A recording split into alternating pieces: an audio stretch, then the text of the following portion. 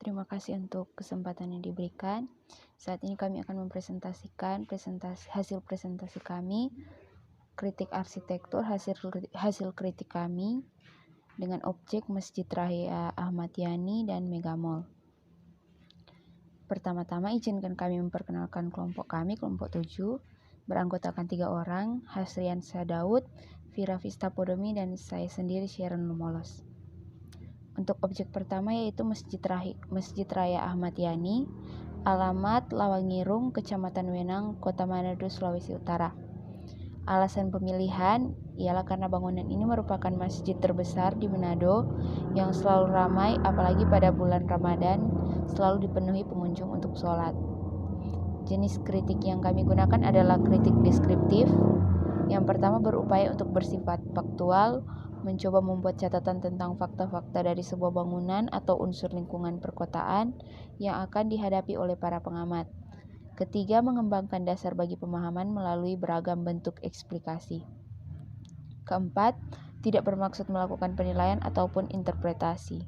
Yang terakhir, membantu pengamat untuk melihat apa sebenarnya yang ada secara faktual pada suatu objek yang diamati.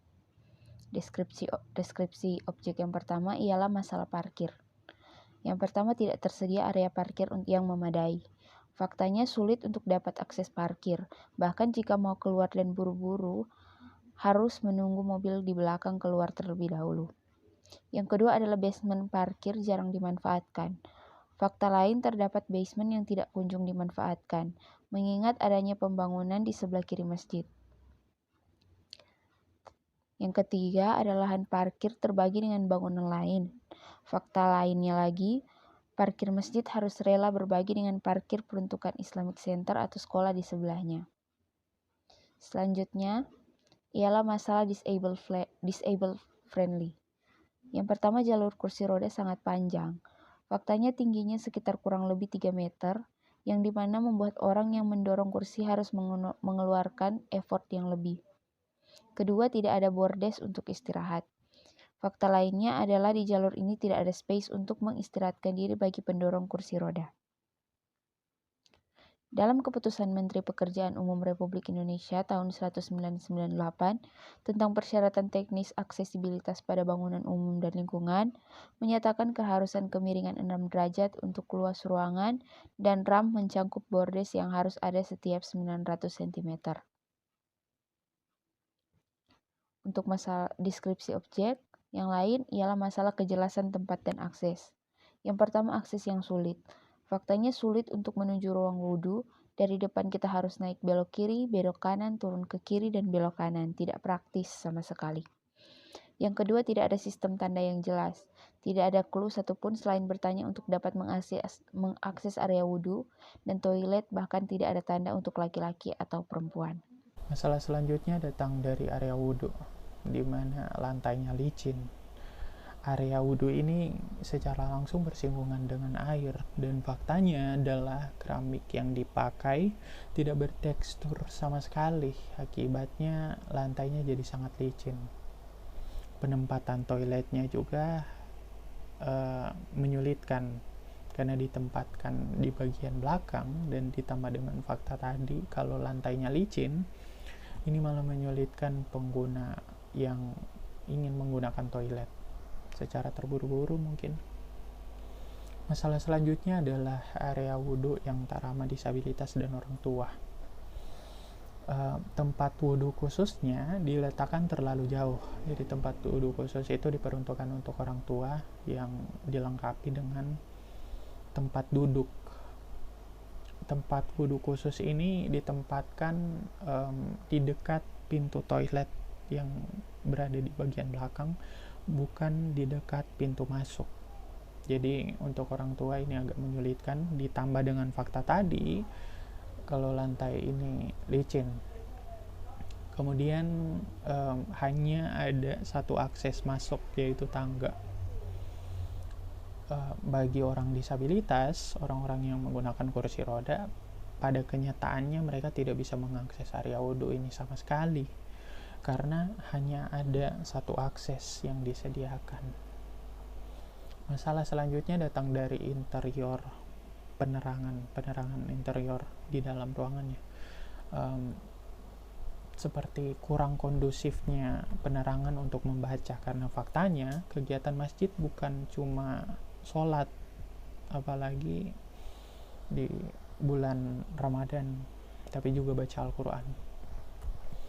Faktor yang mempengaruhi itu juga mungkin adalah atapnya yang terlalu tinggi.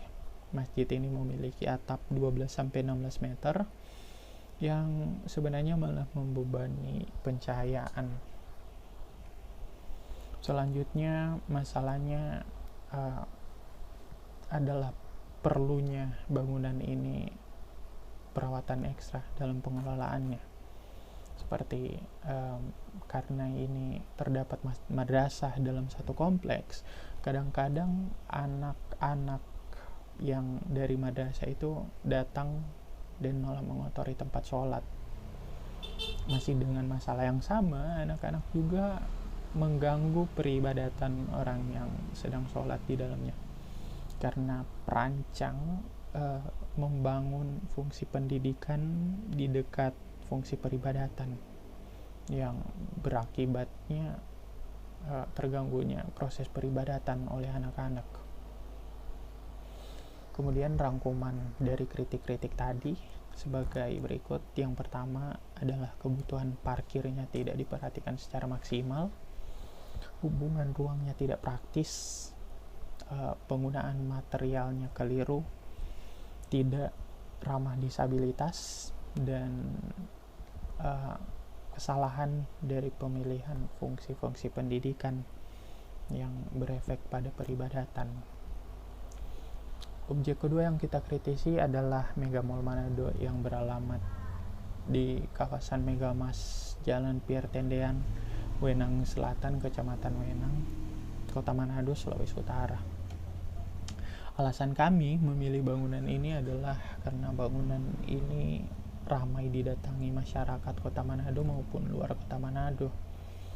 Terlebih dari daya tarik kawasan Megamas yang sudah seperti pop culture-nya anak muda Kota Manado untuk berkumpul. Di sini juga ada logo Mega Mall yang kami ubah untuk mewadahi media kritik kami, seperti penggantian huruf kapital untuk Mega Mall-nya diganti jadi huruf kecil, karena Mega Mall tidak sebesar kelihatannya dan tidak sehebat kelihatannya. Di huruf A juga diganti dengan simbol disabilitas, karena bangunan ini tidak ramah disabilitas sama sekali. Terbukti dengan akses untuk masuk mallnya hanya menggunakan tangga.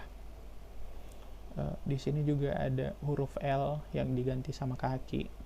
Ini merepresentasikan pengunjung yang diharuskan untuk berjalan lebih jauh lagi karena penempatan ruang yang menyusahkan dan membuat akses itu harus berputar.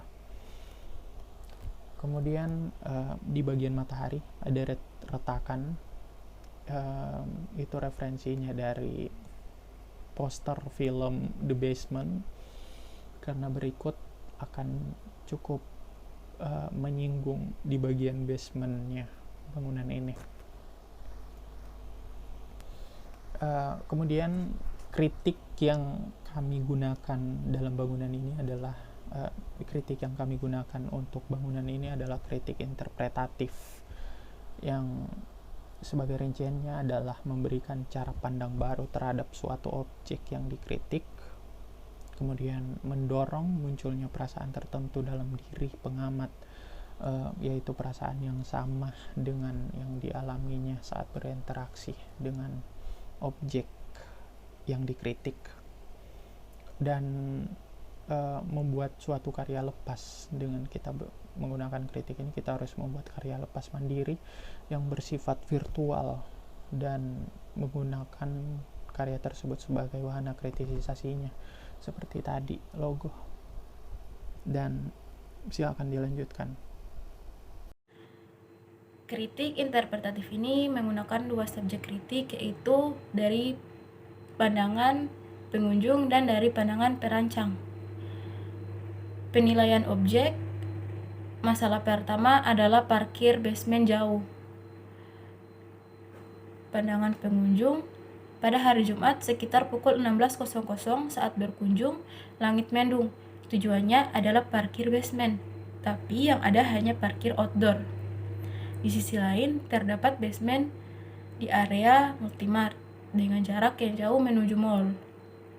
Pandangan perancang.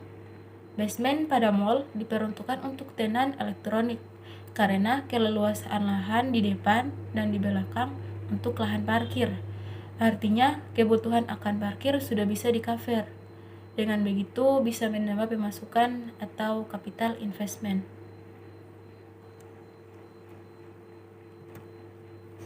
Masalah selanjutnya adalah akses menuju basement sulit. Pandangan pengunjung. Untuk menuju basement, pilihannya antara dari depan atau lewat glael, dari belakang, dan dari dalam. Masalahnya, akses dari dalam membingungkan dari sisi mana eskalator turun, entah dari sisi kanan atau kiri. Lebih membingungkan lagi, tidak ada tanda yang jelas, apalagi eskalator ini sering berada di belakang panggung atrium. Pandangan perancang. Penempatan eskalator di dalam sebenarnya mempertimbangkan kemudahan capai dari sisi bangunan mana saja. Adapun posisi eskalator seperti itu untuk merangsang pengunjung untuk berjalan dari sisi-sisi yang berbeda. Masalah selanjutnya adalah tidak ramah disabilitas dan orang tua. Pandangan pengunjung. Disabilitas tidak bisa masuk ke dalam. Akses ke dalam dibikin bertangga dari sisi manapun. Lift juga jarang berfungsi atau sering gangguan. Pandangan perancang. Dari sisi tangga sudah dilengkapi ramp dan upgrade juga tidak tinggi. Lift juga penempatannya sesuai dan strategis. Masalah gangguan berkaitan dengan pengelola. Jadi sebenarnya ramah orang tua.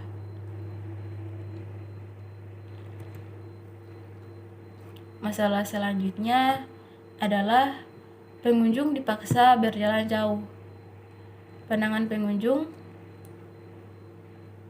Akses dari Multimart atau dari basement multi jauh. Selain itu, di bagian menuju mall atau eskalator ditutup dengan adanya food court, menyebabkan pengunjung harus memutar lewat ATM galeri. Pandangan perancang. Hal ini sebenarnya sengaja agar pengunjung dapat berjalan, agar pengunjung bisa saja mampir ke tempat yang menarik yang dilewati. Berikut rangkuman kritik terhadap bangunan, yaitu rekap 1 adalah basement jauh, rekap 2 akses ke gerai di basement membingungkan, rekap 3 tidak ramah disabilitas, rekap 4 pengunjung dipaksa jalan jauh. Kesimpulan, ditinjau dari kedua objek yang diteliti, area ramah disabilitas pada bangunan masih perlu diberikan perhatian lebih. Sistem parkir dan basement adalah bagian fatal pada bangunan. Hal ini sangat berpengaruh pada kenyamanan pengguna, sehingga sangat perlu dipertimbangkan sebaik mungkin. Demikian presentasi dari kelompok kami, semoga bermanfaat. Jika ada kesalahan kata, kami mohon maaf. Sekian dan terima kasih.